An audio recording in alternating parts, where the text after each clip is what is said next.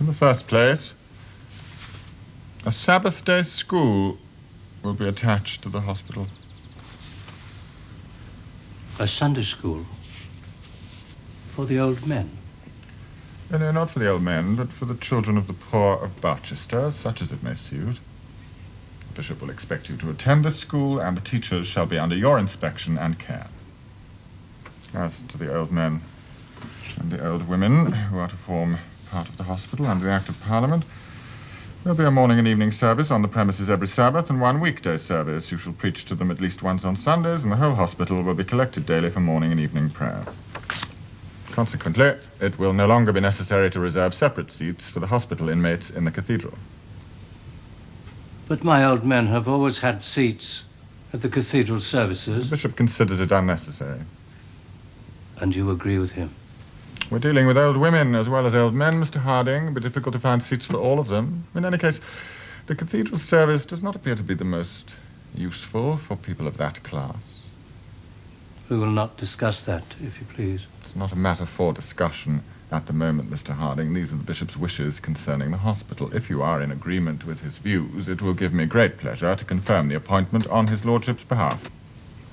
I suppose I accept the appointment, but disagree with the bishop. What then? I hope you do not. But if I do? I hardly expected such a line of argument from you, Mr. Harding, or may I say the suggestion of such a line of conduct.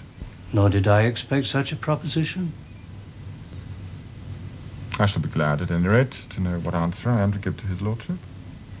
I shall take the earliest opportunity of talking to his lordship myself. But it is impossible that the bishop himself should see every clergyman in the diocese on every subject of patronage that should arise. Indeed, I believe he did see you on the matter. We exchanged a few brief and inconclusive words at Mrs. Proudie's reception. In which case I really cannot see why he should be troubled again. Mr. Slope, do you realize for how many years I have officiated as a clergyman here in Barchester, and during all of that time, any clergyman, not just me, but any clergyman, was able to consult with his bishop on matters of conscience at any time.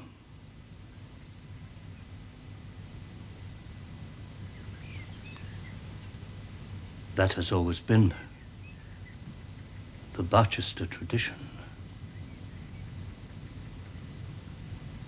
Is it also the Barchester tradition that many years of cathedral service automatically allow a man to regard as a sinecure a situation that might in honesty require somebody younger and more active?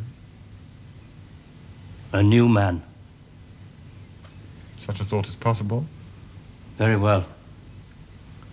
You may tell the bishop that I would deeply appreciate an early meeting with him, but if the terms of the appointment are precisely as you have stated them, then I have no alternative but to decline the offer. Good morning, Mr. Slope.